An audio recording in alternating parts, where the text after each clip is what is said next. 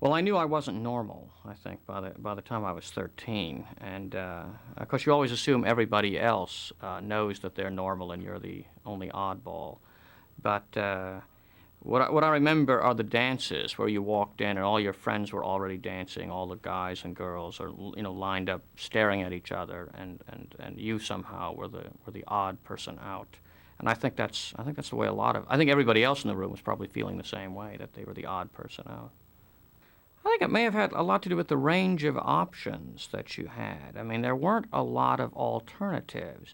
I mean, there was school, there was church, there were your parents, and since everyone seemed to be leading more or less the same kind of life, I mean, if you're a member of the middle class, everybody seemed to dress alike, they talked alike, they laughed at the same jokes, they read the same very few books, and they watched the same TV shows. And in fact, that seemed to be a lot of an obsession of what was on television was a major conversational topic.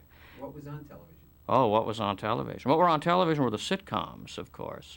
Father Knows Best, The Life of Riley, Leave It to Beaver. And what the sitcom showed you was a world in which men were essentially impotent. I mean, where there were no chance for risk, there was no place for excitement, there was no place for no challenges being offered whatsoever.